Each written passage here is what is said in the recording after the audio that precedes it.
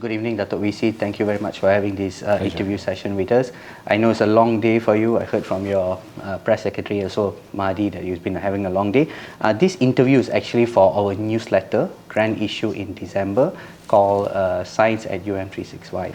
And we have actually collected questions from all these editors to see what is our vision for UM and also faculty science. So, and hopefully it will be a grand one for us this December. All right. Without ado, I'll just ask you the first question so we can go on. So the first one on my list here is, what are the biggest challenges in your current role and how do you stay motivated? Thank you so much. Very good question. The greatest challenge that I'm facing is financial challenge. We do not have enough money. The saving is depleting very fast. The government funding is being cut here and there, and is obviously insufficient. That's the greatest challenge, number one. Number two is the execution of our initiatives. We are rolling out more than 300 initiatives in one go, and the challenge is to ensure the execution and the implementation is done properly. And because it's so many in one go, we are having a lot of challenges. And thirdly, is the challenge in mindset change. When we are doing changes, strategic planning, and so on, there are lots of cultural aspect that is really a challenge to us. And those cultural aspect is primarily related to the mindset of our people, be them the lecturers, the support staff, and even the students as well. So I think these are the three main challenges faced currently. I suppose so. Whenever there's changes, then it's always a block from people's mindset about things. Indeed, yes. Dato' VC, in all of this, how do you stay motivated to play your role as the Vice Chancellor of one of the top universities in the country? Well, I always feel that this is the service to the nation, and the position as a Vice Chancellor is to ensure that we keep on uplifting Universiti Malaya to higher level. And we know that we are doing the right thing, doing the best thing for the university, and it's not meant just for the university, it's actually for the nation, representing Malaysia in a way. So that always is in my mind, and I stay motivated with that in mind all the time. Yeah. All right. Thank you. That's a good one. And I suppose so it's a big pressure because we've jumped from to a top 100. Now we've jumped to a higher, much higher. Ranking is just going up and up and up. Is this an added pressure for you during your tenure to maintain the standards or be better? Talking about ranking, the way our position on ranking is very clear. Ranking is always a byproduct. We are not gaming the ranking system. We believe that if we do excellent job, ranking will follow, not the other way around. I see. So with that in mind, we are not that much concerned with ranking. We are more concerned in establishing and maintaining excellence, apart from pushing for quality.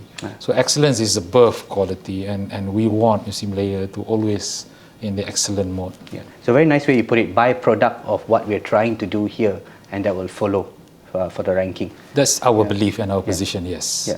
Thank you very much, Dato' VC. That's a nice one. So the second one is for us to tell back our faculty staff or our students, what do you expect from our academic and non-academic staff and students of faculty science? The expectation is a lot. We wish, let me talk about academic staff first. Our hope and expectation on the academic staff is for them to really follow what we are pushing in the vision and mission. Our vision is to be a global university impacting the world. There's already huge items in the vision. First is to be a global university, meaning that the academic staff need to have the global mindset. Secondly is to impact the world. In doing so, we need to impact the nation first.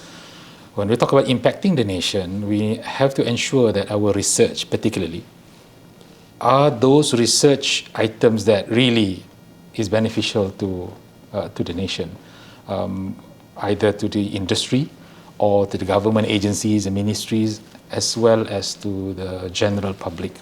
A lot of our research are fundamental in nature. We can continue doing so, but we always need to think, what are the impact of what we are doing? It might be impact on researchers all over the world. Still, there's an impact. Meaning to say that when we are doing research, for example, as academic staff, we have to ensure that it is the cutting edge research. And the mission of Museum Layer, as stipulated now, is pushing the boundary of knowledge and aspiring future leaders. Pushing the boundary of knowledge means that we are doing research which are actually cutting edge, frontier research. Hence, we can push. Otherwise, it's nothing to push. And secondly, is producing leaders, nurturing aspiring leaders. We have to have the idea that we always wanted to produce leaders, be them the academic staff or the graduate students or the undergraduates. We want them to be leaders in their own field. So this is the mission of the university. We hope that the academic staff particularly will adhere to that. When we talk about the non-academic staff, we always believe that the excellence in Museum Layer is always achieved when the supporting staff is of certain standard. And pushing the boundary of knowledge cannot be done solely by the academic staff. It has to be supported by the non-academics, because they are the peripheral machines that really help us to push forward the entire university. And when they talk about the students, we wish that the students will be leaders. And we hope that the students acquire the skills required, because of the future that they are facing is going to be very competitive. So our hope to the students is for them to prepare themselves, not only to get the knowledge and the scroll, but also to equip themselves with the required skills, which is important to make them future ready when they face the outside world once they finish their work, finish their studies. And when they go to the industry. Exactly. Yeah. All right, follow-up question, Dato'. We see a bit a tough one here. How would you rate faculty science performance now at the moment? The scale of 10, for instance. 10 being the best, and 0 being not so great. In honest opinion. Faculty of Science has been one of the major faculty. The numbers is the second largest after medical faculty. And we also have had a lot of talented people, lecturers, support staff, and a lot of good students there. From research perspective, if I may, I would put faculty science as 7 out of 10, to be quite honest. But if I talk about impact, I would probably put 6 out of 7. 6 out of 7. Yeah. The reason for me in saying so is that we have been producing lots of papers, good papers. The percentage of Q1 papers has been even though it's actually decreasing. But the quality of the work is maintained, I would say, is maintained. We have challenges in money. We can't buy new equipment and all those stuff. Maintaining equipment is a challenge for us, again, in the faculty. So therefore, we understand that very well. In order to do cutting-edge research, we require lots of funding for equipments and consumables, and getting good students in. We need probably to give them stipend and whatnot, which we might not be able to do in the manner that we want. So because of that, there is a contraction in the quality, so to say. So we have been maintaining the numbers, but we have been dropping a bit in terms of quality. And when we talk about us reaching the industry, for example, when we do science, we are reaching out to industry, supposedly. I think that is not very apparent, even though some are having good network with industry, but we wish to see more from the Faculty of Science reaching out to the relevant industries.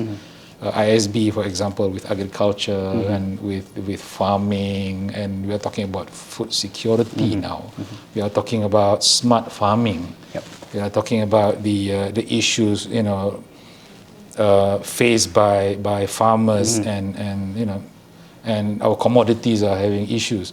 So we hope the Faculty of Science is playing a greater role in assisting the nation, which we are not seeing that much.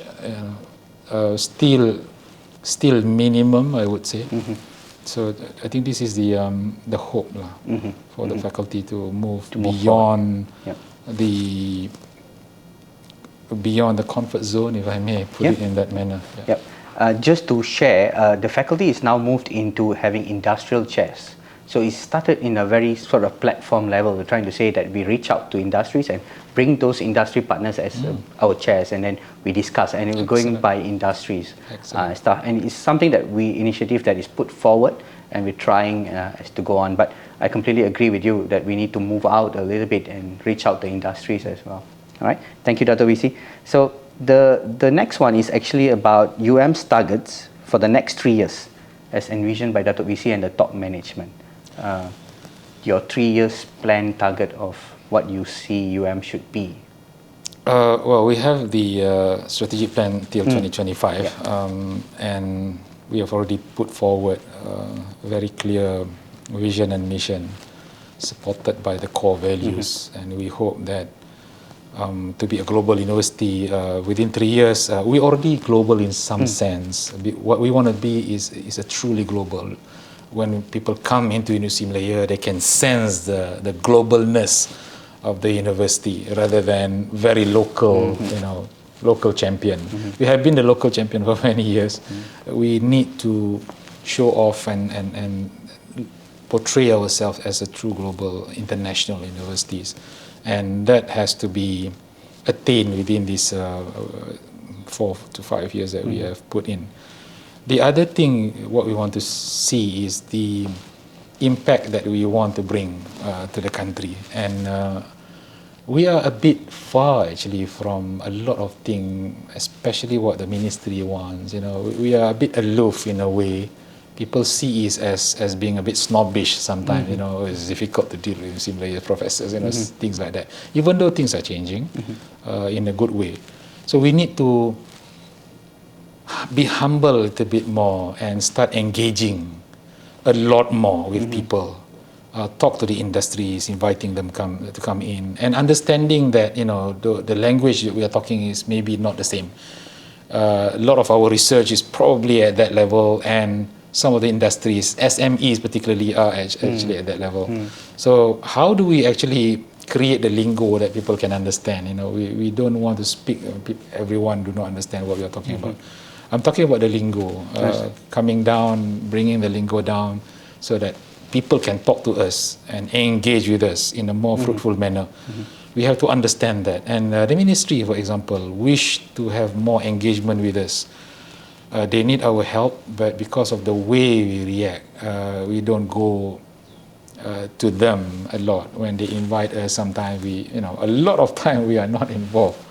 And hence, we distance ourselves. We decouple ourselves with the reality out there. So, we are living in our own cocoon sometimes. And kita shock sendiri. A lot of time we feel we are above everybody else. And this kind of mindset has to change. We want to see us, playing a role in helping the nation, and in a big way. We have been doing the small thing, yes, but in a big way, I still do not see. Say, for example, APU, Economic Planning Unit, has 16 divisions. One of the division is division in charge of industry, manufacturing, science and technology. We have not been engaging with them. Only recently we start talking to them. They make the planning for Malaysia, the science and technology policy, the next 5 years. RMK12 are handled by them, some areas. So how do we put ourselves in the steering wheel rather than at the receiving end as now? Someone else is doing the policy for Malaysia in terms of science and technology, and we are just receiving whatever being planned by someone else. Are we playing the role? Are we actually in the action, or we are having the wait and see sort of attitude? Jadi over here, I wish to see more of us playing the strategic role. Research is good. The strategic role, I think, is still a lot of work need to be done to improve. Yeah, so that means technically to directly be involved in the nation building from the science aspect and we have industry. to. There's a function supposedly as a premier university in Malaysia. We must be seen there rather than being visible with whatever. The visibility is not there, not much. Yep. It's a very good one, Dato' Wisi. All right, so the next one is a little bit about junior academic staff below 40 years. So the current research climate in terms of funding is challenging, especially for academic staff below 40. How do the management plan to empower them to be competitive in such an environment? If I may add to that, we find a situation where the professors are also going for funding which are at the level of junior and senior lecturers, to be very honest. So it's a little bit challenging for staff below 40, those who after the PhD is probably 30 to 40. And is there a plan in place for them? Well, definitely. Number one, we receive some money under RU, Research Universities funding. Not much. So what we have been doing now, we are actually contracting the money given to professors, even to associate professors. We want this money to go to the youngsters below 40, just graduated and wanting to build career. For the seniors, we are expecting them to go out, getting more strategic grant and more competitive grant, and actively participating in applying for industrial grant and international grant, which are very, very little now. Surprisingly very little is going down year after year, and this is not good at all. That is the scenario. We want the professors to lead these big grants, asking for millions, for example, and show leadership, rather than the young ones competing for it. Of course, the young one can participate, no issue at all. They are all. So what we have been doing now at the TNCPNI level, we are just planning it actually to really dissect each one of them under KPT, what are the grants and what are our targets, what exactly that we are going to do in order to achieve that target. And then MOSTI grant, for example. And then other ministries, a lot of grants available, which we are just focusing on FRGS. Why? There are so many other grants, which is more competitive, more difficult, yes, but we must actually go for it. Secondly is the international grant. We recognize that there are many, many good grants, not easy. The success rate is very low, sometimes it's just 15% or even below that, but we need our people, particularly the professors, to actually try. So again, we have targets, identify groups, and handhold a bit, as well as the industrial grant. We identify who are our closest partners that has been giving us a lot of grant, and we want to have new partners as well. So we wish the professors to lead as well. So these are the three main ones. Plus, these are called the red ocean. We want the blue ocean as well. What are the blue ocean? The EPU, the particular kementerian, the ministries. Rather than going for the established grant, we want to propose to them special projects led by University Malaya, for example, bring others in the fold, and we lead. So this is what we are doing, the red ocean and the blue ocean strategy as well. At the university level, what sort of help? We are going to establish a group of panel experts that help us in polishing some of these proposals, because a lot of proposal comes up, but they are very low quality. The standards are very low. It's being rejected based on grammar sometimes. So we need to assist that. So we are now planning to build up this unit. We haven't got name for it yet, but to really polish proposal, maybe 5 or 6 experts will be there. We're also calling up people from the ministries to assist us, tell us how it's being done, what is the expectation on the ground, even though it's already there in the criteria, whatnot. But sometimes there are things we need to hear from the horse's mouth. Calling people from the Horizon 2020, for example, the European Union and Erasmus Mundus, to tell us what are the needs and what are the secrets of getting it approved. Rather than we sending tens and hundreds of proposals and it got rejected at very low level. So this is what we are trying to do. Next year will be a very, very important year for us, for me personally, to ensure that we obtain double than what we have received this year. So we are going to go big for grant proposals next year, and I'm committed to ensuring that it is done in the most proper manner.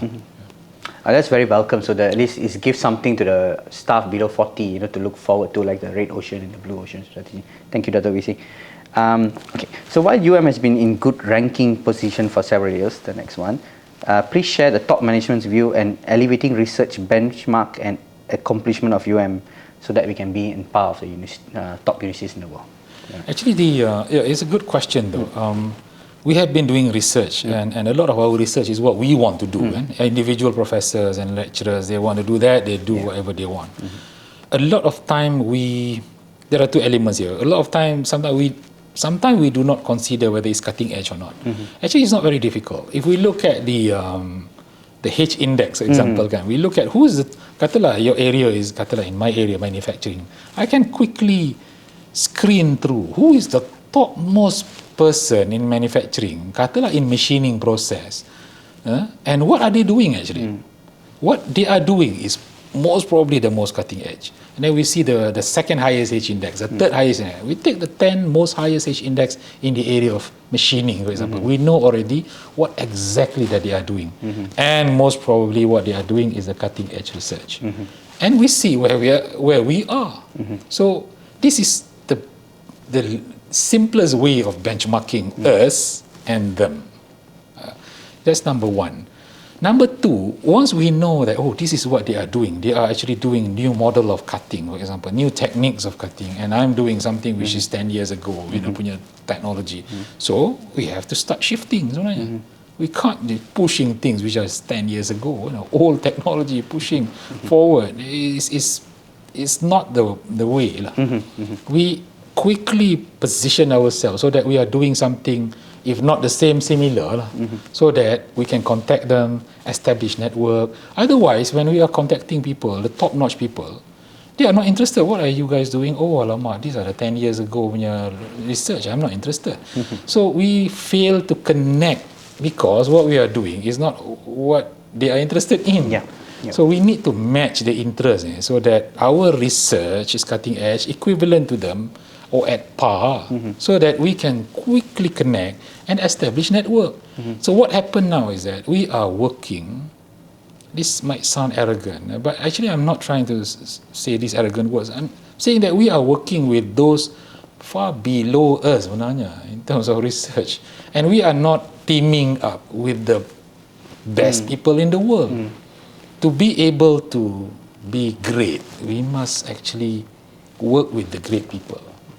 Not with those far lower than us. Again, as I mentioned, it might sound arrogant, but no, it's just a strategic move. So we need to be working with the best in the world, not those who nobody have ever heard of such place or such person, for example, in that field. Not the who's who in the field. Why are we choosing them in the first place? Because once we choose someone, it's expensive to maintain a relationship. Correct. It takes it takes hours, it takes time and energy to establish partnership. So in doing so, choose wisely. Don't just choose anyone to work with, but be selective, be strategic, so that whatever we invest, energy and time, the return is bigger. The third point is that if we are working with the giants in that field, that everyone else in that field know the person, and we are working with them, the technique is standing on the shoulder of giants. People do not see the giant, but people see, who is that guy standing on the shoulder of giants? So we quickly alleviate ourselves with the giant that we are standing on the shoulder. So this is, I think, the strategy. So it's very important for us to be selective and strategic in making and having partners. So then we get a right benchmark from there. It's quite interesting to hear the views from Dato' Wisi, especially on this point here. How is that Dato' Wisi's team, your management, is going to try to sort of communicate this all back to, say, the faculty staff? Like this is our strategy, this is what we're pinpointing. Is there a mechanism that you're looking through? I know you put your monthly videos, I think you have very nice videos on YouTube that you share on your achievements or the strategies and all. Especially this, which is very interesting, like how we benchmark and your view that you just did. Is there a mechanism in your management to bring this back to, or communicate it rather back to the faculty members? Well, I think that is the area that I probably need to strengthen. This is a communication channel or conduit. We normally communicated the strategy through the deanship, and hopefully it filtered down to the department. And we noticed that a lot of time it lost in translation. The message does not been filtered down or cascaded down intactfully, if there's such word. A lot of time the points or the essence of the thing is lost, and what is being translated down is just the form rather than the substance. People look at it. For example, we say we want to introduce elite at UM, where we bring in the industries. The whole idea is to start connecting people on the ground with the industry when they co-teach, 3 to 4 hours, being taught by industrial people, with the idea to start connecting. That's the basic connection, and then they, push up the relationship higher, co-supervising, postgraduates, undergraduate project. Finally, a project is being introduced by industry, problem-solving sort of things, and then they start going for grants together, and then consultation work. So this is the building blocks. But when it failed to translate down, which is my failure perhaps, people on the grounds look at it, oh alamak, we have to bring industry in, full stop. Alamak, susah nak cari orang, and they need to teach and we need to pay them. So it become very mechanical, and we lost the essence completely, and it being seen as a burden rather than as a strategic move. So this is, I think, my failure to convey the message effectively. And you are very right, we need to find a mechanism. As of now, it seems that through the normal channel, it doesn't work effectively. We need to find another channel, maybe a lot more engagement. And because of that, I'm having a schedule now to engage directly with the people down there at the faculty level. So we already planned this next month and January, there will be lots of engagement, me going around, not only me but also the other members in the management to go down and convey the message directly to the ground rather than filtering it down. It's actually very nice to hear from Dato' Wisi itself, the whole strategy, and then we get the point. For example, elite even, and to be very honest, it's actually reached to the ground where it's very mechanical now. Everyone's just looking at the process, and the essence is lost. Thank you very much, Dato' Wisi, on that. The next one is actually more on our postgraduate students. So there's a question here, is to share your thoughts on empowering our postgraduate students so that they can reach a level where they publish in the top-notch journals or they reach on par. So just now was academic stuff, and now it's the postgraduate students. Okay, very good. When we talk about postgraduate and publishing, high-quality journals, I think the first and the most important criteria before us achieving that target is to ensure that our professors, our associate professors and lecturers, are they themselves able to publish in Q1. A lot of time, they have never had any experience publishing in Q1 and forcing everyone else to publish in Q1. I think this is the greatest danger and it's a problematic approach, I would say. You are not able to do it. You expect others to do it. Is that fair in the first place? ketam jalan sengit, that sort of thing. Wanting, anak ketam jalan straight. So I think this is the dichotomy that we are facing. So first and foremost, the supervisors must be able to deliver that. Then only we can ensure that the postgraduate, can do the same as well. Otherwise, it won't work effectively. Number two, when the person is great, they will start attracting great students. I've seen this a lot. I believe everyone has. We have seen how we are good professors are attracting good students rather than having mediocre students. So first, the second, get the best brain to be the students. Again, we need to be a bit selective as well and put in the proper training for the students. I believe they can do it. Our weakness now is on, again, the money side, hands, the equipments, hands, very old machineries that we have, devices and so on, which enable us to leapfrog. So in that situation, what do? This is a power of partnership. We are partnering with a top-notch professor somewhere. We do not have the equipment. We need to leverage on them. Send our samples, send the students there. They do the research there. The top-notch professors are also co-supervising. So we need to do this a lot more. Otherwise, we will just be crying, say that, we don't have equipments, we don't have facilities, and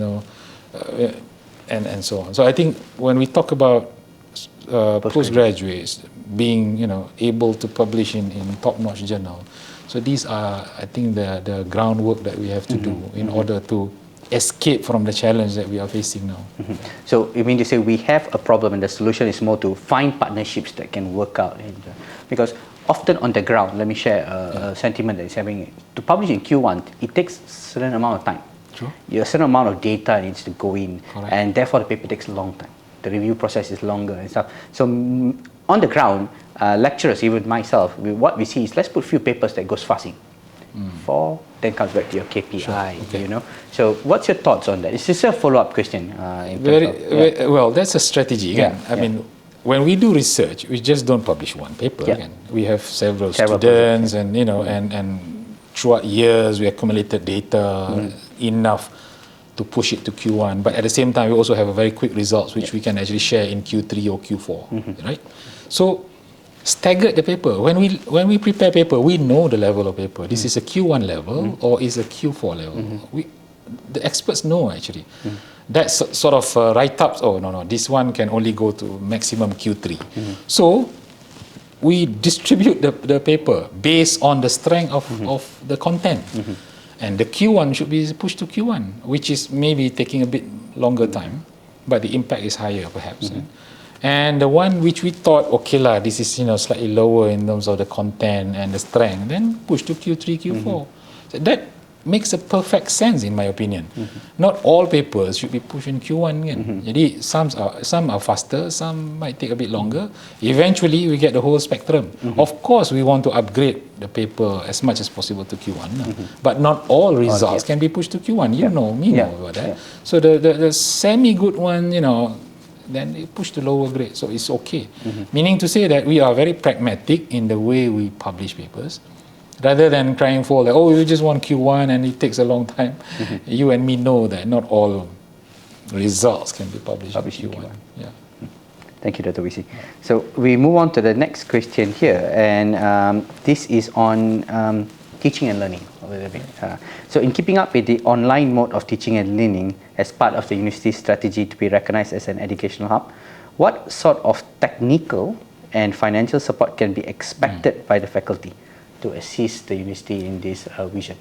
So we previously, before the COVID-19 pandemic situation, I think the Malaysian blueprint is to push at least 30% to 40% of online learning, which many didn't even know. That was the blueprint of the education blueprint. And then now we are forced to do online learning, full swing, and we can actually do it. So to move this agenda forward, the teaching and learning, the online, technical sort of support and financial support to move it to this direction.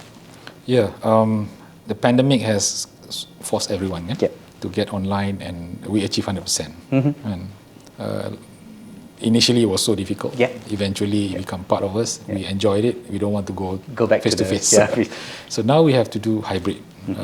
There are components that hybrid, will manage to cater that online couldn't, right? So in doing hybrid, we require facilities, devices and gadgets to actually assist the lecturers and the students alike. So university is actually assisting faculty as much as possible. For example, because we have this RL now, remote learning. Yep. So not all courses, but some courses. So those courses having remote learning, we assist them with a certain amount of money so that they equip the at least one classroom first, because obviously for first year they just need one class, and that class can be used by all lecturers going to teach that subject. But for the rest, we are actually encouraging the faculty to actually pump in from the tabung amanah. All faculty has got tabung amanah. Thirdly, what we are doing now is trying to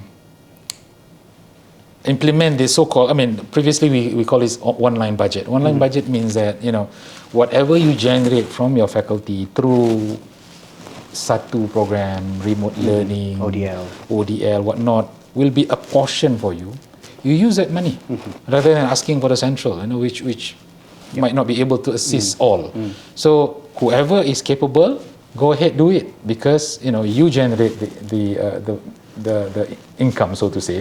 You generate the money. We give back to you some portion, huge portion actually, 60% or so, and use up that for whatever facilities, devices, gadgets that is required for hybrid teaching. So the dependency on the central agency is supposed to be less when this move autonomously, giving more autonomy to the faculty to actually use up their money that they generated by themselves. So we are now coming up with a new model of funding rather than a traditional model of funding. What is a traditional model of funding? Assuming, central give, every year 2 million, katalah, 2 million to Faculty of Science. Next year pun 2 million juga. Last year 2 million juga, maybe plus minus 5%. So that's an old funding mechanism. Some faculties have been doing great. For example, they managed to come up with new program. They should be rewarded. There are lots of new students coming in. They are very receptive to new ideas. They create new programs and generate incomes from whatever sources. They should be rewarded and appreciated. So use up the money as you wish, of course within certain framework lah. So this is what we have been doing, and we liberalize a bit, relax the process and procedures now. And 3 months ago we managed to get approval from the board of directors to have a new way of approval, rather than everything must be bureaucratically going up to too high a way before it's a bureaucracy is so dampening. So we're coming out with new ways, more less control in a way, and give more trust to the faculty to actually manage. So this is the approach now. So I suppose the direction of the faculty now is to move towards ODL and RL and look at all those courses that can generate income for the faculty, because it's quite a good motivation now that a certain portion is given back to the faculty's running budget, so that we can move from there. Not only that, actually, our intention initially, and we are still committed to that, is that whatever being generated from all these activities, we would like to take some portion out of that and distribute to the members involved. This is always our dream, and we are now putting up papers to actually do that, so that you have more satu than others, you should be getting more than others, in the form of honorarium, in the form of reward. There must be a reward system for individuals who are involved. We cannot spread it same, those involved and those not involved getting the same. It cannot be like that. Those who are involved, work hard, they should get more. This is a human sense and human motivation. So give that motivation. So this is our pledge and our move, very strongly moving in this direction, and hopefully we can do that by early next year. We can announce some some portion back to the faculty. This is going to be an interesting part from, I mean, personally from what RL, ODL was actually, SATU was introduced in your tenure, like when you came in. When you started it, what was your, did you get any backlash? Did you get any sort of some feedback from the faculty level? SATU has been initiated in 2018 in a small manner, 13 programs, and it sticks to 13 programs for quite a number of years. And when I came in, I said, why just 13? We have 77 undergraduate program, and we have more than 50 postgraduate program. Let's put it all, if it is feasible, put it in it. And truly, we open up almost a 77 program for sale, so to say, and we get double, slightly more than double than last year. So the number is encouraging. We know that our capacity can do more, but we need to have stronger facilities. Yes, so we are preparing that in tandem, because it is a continuous process. It's not just one off. Exactly. So we know it's working, and people see that this impact is really direct to them. What is sort of backlash? Initially, yes, a lot of people not ready. They do not see the why should we be doing that? Why should we add on to our workload? We already have 40 people. We want to add on another 10. But once the model is coming up, they see the beauty of it, and now everybody is, can we have more SATU? Instead of saying no, enough. We don't want to take only 5 people. Likewise, the international student, we also would like to do the same. If you take international student, we would like to give a portion back. A portion back to you. Previously, even now, a lot of people do not want to take international students. Unfortunately, some programs are very skeptical with international students, which mind-boggling as well for us. You say, very difficult and the international students are not up to the standard macam-macam. So we have a lot of rejection, huge number of rejection for undergraduate, which is really mind-boggling. I have to intervene, and we improve the numbers much better than last year. We take more than double than last year as well, international students.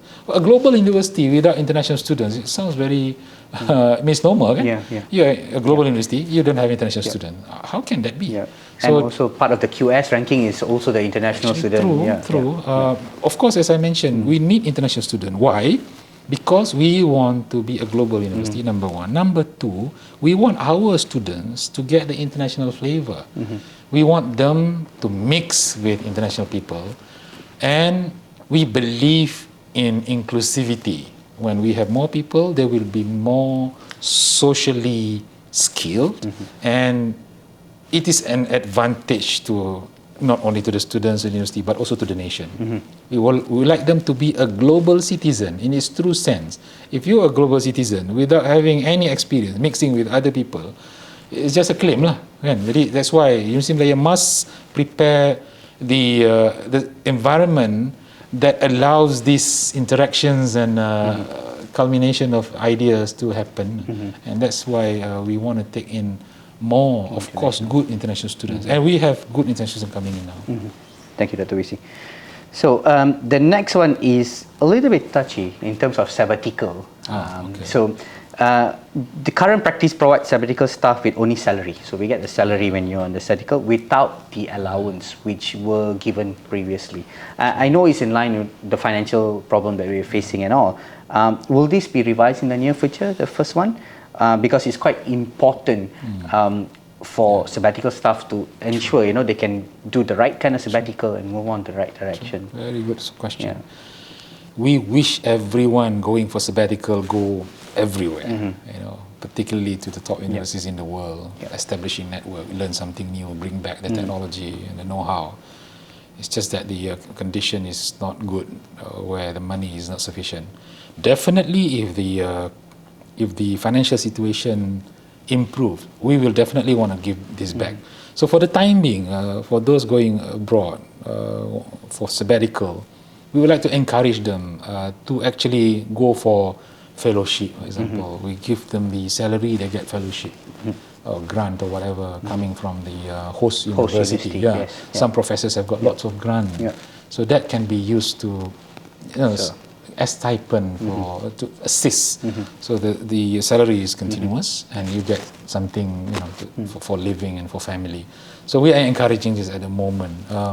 So depending only on university, knowing that university is not able to give, whereby there are lots of opportunity for funding abroad, which we are not actually exercising there.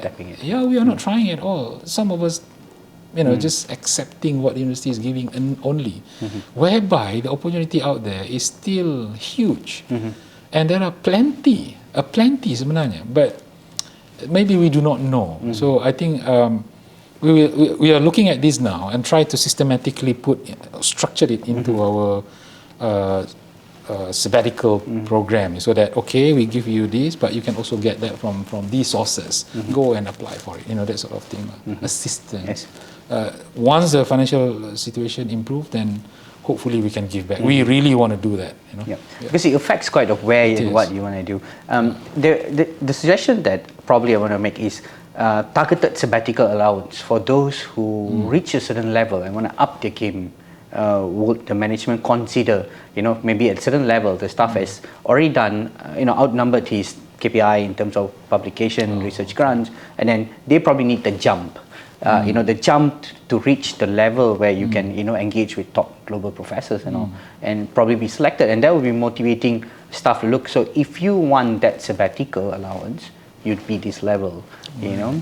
So it's a personal suggestion that I was thinking about, where then people have strive and say, okay, we need to jump, because if not, sabbatical will become another operating process which don't bring back any benefit to the university or the career path, and we come back and do, you know, the same thing. That's a good idea. Yeah. So I definitely will consider that. So it's like a personal suggestion. It is a good suggestion. Yeah. I have to say that. Yes. Thank you. Thank you for the suggestion. Thank you. So again, we're moving to those very touchy one. I'm very scared to read the next one, but I will be. No problem. Okay. So there's a general sentiment among the academic staff that the revised academic KPI implemented this year, 2021, was rolled out in a rush, with less than ready online platform to support it, and insufficient engagement with the groups mostly affected the academic staff. What are your thoughts on this? Okay, we alter the KPI. We have a rigorous discussion. It is not very correct to say in a hurry, because hurry is always relative. We have do some engagement, yes, maybe not extensively, but we have been engaging people, getting ideas and feedbacks, comparing with others, and looking at where we are now and where we want to go. So we establish the gap. We know that in order to bridge the gap, we need to get this and that, whatever. So that has to be incorporated in the KPI. It is a bit late though, yes. Even though actually we have started it slightly earlier in March and April, when we have the town hall on the KPI. The only rollout is just the system, and the system will only be input in towards the end, like now, or December. So yes, the system was rolled in June, but the manifestation of the KPI actually was done through the town hall initially, and we provide the Excel file for everybody to actually just go and play see, around. We will continuously tweak the KPI. We know it is being rolled out maybe around March and April, yes, so it's already 3 months or 4 months, but it's actually almost similar to the previous year's KPI. It's not totally new that, you know, oh wow, this is totally new. We are just tweaking, saying that, okay, if you publish, you must publish on your own or with your student or with your partner. But if you have 5 people in there, you are actually basically, you know, you are easy riders. So you are not doing your job. So what we are doing is basically restructuring it. The same thing last year also you need to publish. This year you need to publish. But how do you publish? Don't piggyback on someone's paper. Likewise, grant. We need you to find grant. Previous years also they got grant. So nothing new in that sense, because that's what you are doing. So to say that it is totally new and mind-boggling, I think is not correct, because that's what you should be doing anyway. And you should be getting grant, you should be getting your papers out, and you should be having services to industry consultation. You have been doing that anyway. Are you telling me that you are not doing that? Why are you not doing that then? So that's what you are supposed to do, as academician. We are just restructuring it, putting pointers in there, and everybody saying that, wow, this is very new. Actually, it's not new. It's just repackaging it in that manner. If you are doing your work, you will notice that, oh, it's so easy to get. A lot of people are complaining to us that, how come it's so easy to achieve? Yep. So I think this is the mindset. People are saying, oh, this is a new KPI, as if new totally. The content inside there is not new. In fact, the KPI now is even more friendly. Previously, conference is not counted, you write in the newspaper is not counted. Now we say we give marks. And yet, people say, how come it's so low? You forgot that previously it's not being marked at all. So we are giving a bit as an appreciation for you, so that when you go to conference, you get marks. Previously, it's none. So I think, they forgot the previous things and start demanding beyond the norms, I would say. Because for us, the main thing in the KPI is the quality. Is the quality. So if you are saying that why the Scopus is getting only 1 or 2 marks and the Q1 is getting so high a mark, of course because it's a Q1 kan. Why are you going for the very low journal when you can actually publish in Q1? Are you expecting us to put very high mark also on Q4 and SKey when there's no impact at all on SKey, for example? Why are you publishing in SKey in the first place? I thought we are upholding excellence and quality. Is SKey quality journals? So this is a question mark. In terms of the KPI, I see a direction, and the sentiment is we see the lift in the change is good because you eliminate those people writing on other paper and all. But the more of the system, like now when you want to capture the KPI, you must go through the Maya system and the system platform that was rolled out on June and July. There's tweaks here and there, and there's a lot of things not settled. I think it was more of that, not about what is in the KPI itself, because we know as a challenging number 1 university, this is what we need to strive. That's why we're here, but it's more of the rollout, the platform. So for system, so just say a paper that is published in the month of November will not be captured into your KPI system through the Maya system, through the library system, and then it needs to get captured that UM365 system. Sorry, I keep saying Maya. So that is the concern. Yeah, we do get feedbacks on that, and we know we have a lot to improve. The process, previously people have to key in everything. Now it's all pulled automatically, so that as much as possible we do not want to leave anything behind, because sometimes people do not upload things and they say, wow, my KPI is very low. So now it's all, as much as possible, automatically pulled, so that you don't have to think, oh, towards the end I need to pull in my KPI. No, whatever you have put in the internet, whatever is online is automatically captured by the system, and there you go. But in November, publication get accepted in November, but published maybe next year. So now we say, okay, tak apa, these are non-captured by the library, but we will take that, incorporate that, provided that the year is 2021 lah kan. But if it's published in 2022 punya publication, you consider next year lah. The point is that it's only 1 year, either this year or next year. You can't claim both, so you have to be sincere.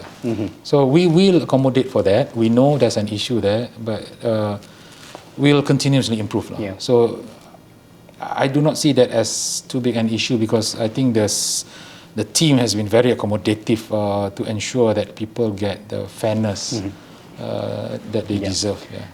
I think when we put forward this one, we still put it as we are one team. We are one unit. We're trying to go and trying to highlight how to improve certain things and where we can go. Right.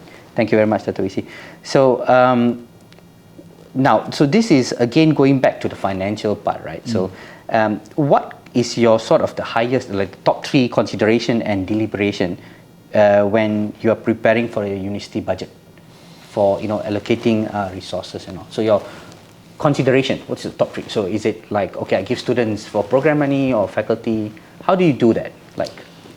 Well, a big chunk of the money that government give goes to emolument lah. Well, government give only emolument anyway. Yeah. Some money for development, for buildings and whatnot. Okay, we get a bit there, not much. A big chunk of the money that we generated through satu ke, fees or whatever, where do we actually spend them? First and foremost, the compulsory one apa? The compulsory one is utility. You have to pay electricity bill and whatnot, kan? That one can't run away. 42 million per annum, gone already. Second is maintenance. Primarily that involve teaching and learning students. We give huge priority to students. The basic necessity thing. So example, classroom, kan? Bocor sini, bocor sana. You have to do that. That anything that involves safety is our top priority. Okay. Anything that involves teaching and learning is actually our top priority. Then the spillover will get to equipment, and things that is, if we don't change, still can do, still can work, but not optimum lah. Macam tu. So that becomes second priority. So that's how we allocate the money. And now we are also looking at, okay, we need to have some money to inject into the system that give greater benefit to us. So we do not see this as cost, we see this as investment. ROI. Yeah. For example, if we take out 20 million from our saving lah kan, which we do not want to do as much as possible. But if that is what is required in order for us to pump into the system, and from that pumping we generate 100 million, we are willing to do that. Because that's not a cost to us, that's an investment to us. So we need to really look at, okay, we need to do that, we have to do it lah. We pull out our money, liquidize our assets or whatever that we can do, we have to do. Kita tak boleh buat pinjaman, kan? We do not want to do that. We have to take whatever saving that we have and pump it into that. Take the risk and ensure that, okay, by putting in that much money, you're going to get, double, triple, 4 times towards the end of the year ataupun another 2 years. So we are willing to do that, and we are doing it now. Otherwise, nothing changed because the same old statements, no budget. So we need to reverse that. Right. So just it struck my mind now that, as you can see, we're quite an old university, and money is spent on maintenance and spent on upkeep of the campus and all. And at the moment, internationally, those young universities below 50, they are coming up very, very fast. And the one is Hong Kong, in 10 years university, and they're up. What's your opinion on this kind of young universities? That means they are new universities that are set up for excellence. They go straight. So they don't really spend much because it's a new sort of university. It's a thing True, lucky them. They got a lot of money. The government pump huge amount of money, really huge amount of money for their operating budget, as well as for their capex as well, to develop their capacity, and huge amount of money for research. We have been looking it's at 50 times get more, I think, from what we get. Wow. Okay, let's take an example. I always give an example of our sister university, NUS, National University of Singapore. Their budget for research is around 700 million Singapore dollar. Times 3.1, 3.2 is almost like 2.2 billion ringgit per year. In that's research money. I'm not talking about operating budget. Research only. Comparing with UC Malaya, last year we got around 70 million? 70 million against 2.2 billion. It's not 5 times. It's mind-boggling. So what are we going to do? Well, this is the challenge, huge challenge that we are facing in UC Malaya, with the so small amount of money that we have for research and operating costs. Whatever operating costs that we have, comparison to our competitors, our colleagues out there, we are nowhere close. And we have been trying to educate people. This is a situation. You are asking us to compete. You are not comparing apple to apple here, actually. You're comparing a Kancil with a Lamborghini. And you're asking these two to actually compete in the race. And definitely we are going nowhere with that. But having said that, being in that position of 65 in the world is really a miracle, actually. So Secondly, when we finish our HIR in 2016, we have no more money after that, right? And it is like an echo, HIR.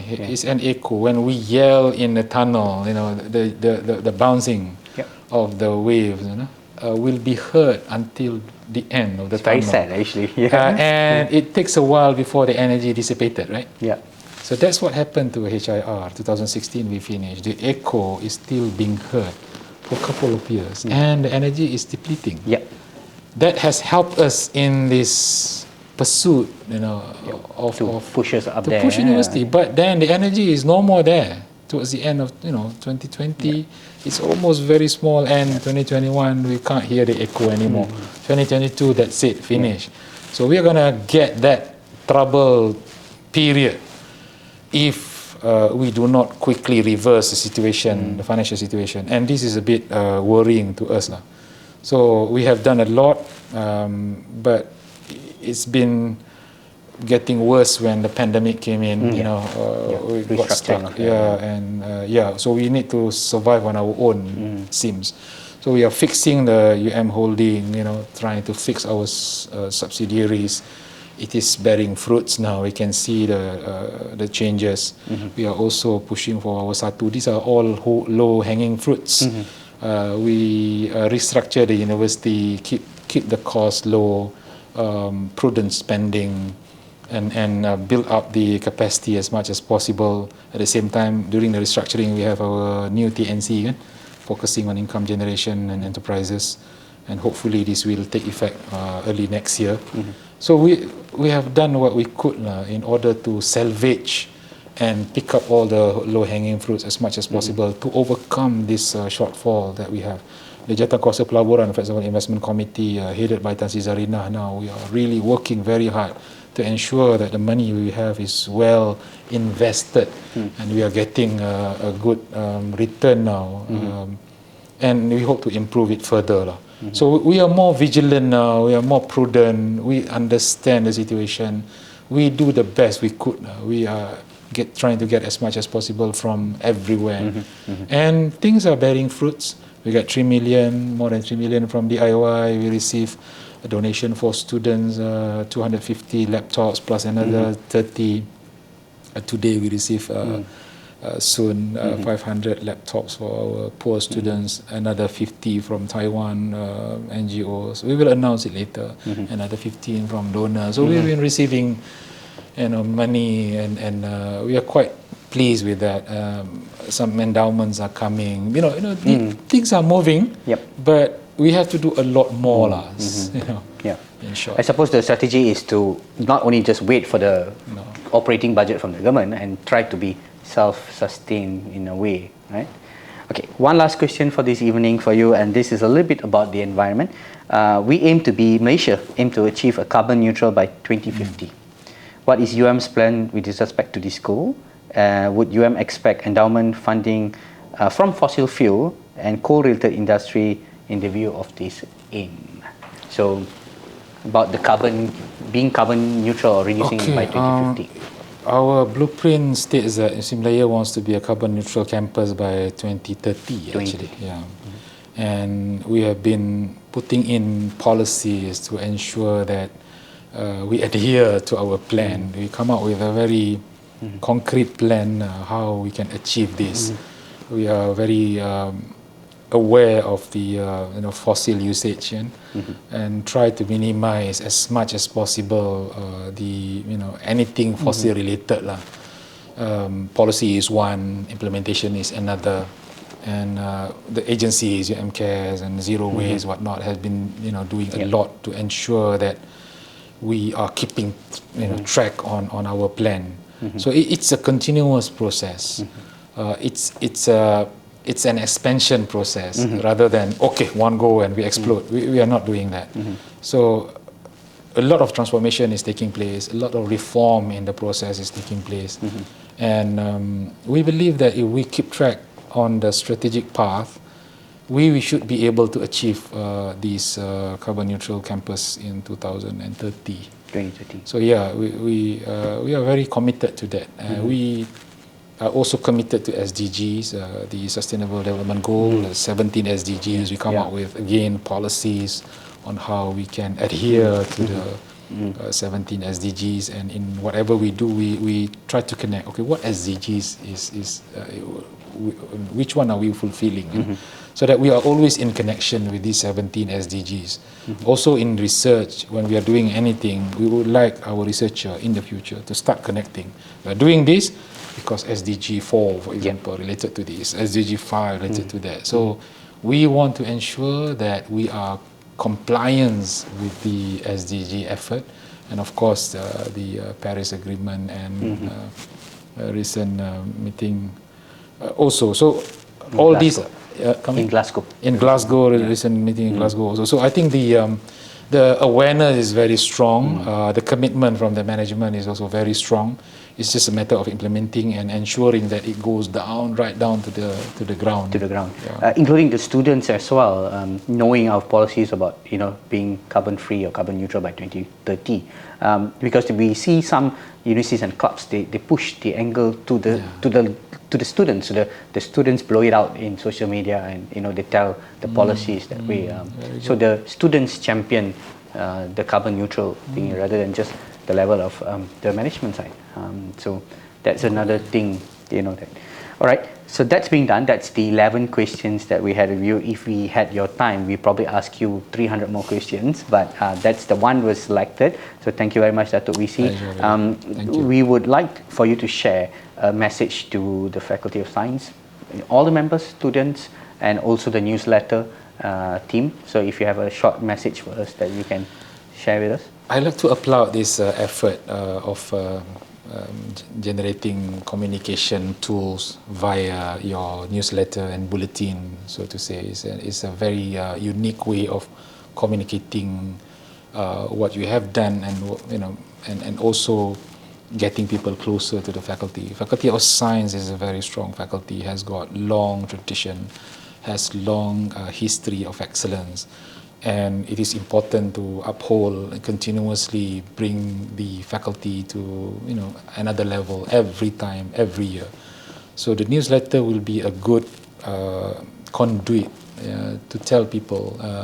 It's a storytelling process. A lot of time we are very humble. We do a lot of good things and nobody knows. And we don't disseminate the information only among ourselves. Being humble in that regard is really inappropriate. So we need to blow our trumpet sometimes, and hopefully in a good way. We do it so that people are aware of the strength and the contribution of Faculty of Science to the world and to the nation, of course. So I hope it will be a successful venture. I wish to see more coming from Faculty of Science, and I wish that the academics and non-academics and also students in the Faculty of Science will continue upholding the excellence that you have already had for a very, very long time. So well done, and best wishes. Thank you very much, Datuk VC. Thank you very much for your time as well, and we would share with you when the December article is actually published. Right? Thank you very much. Thanks. Thank you.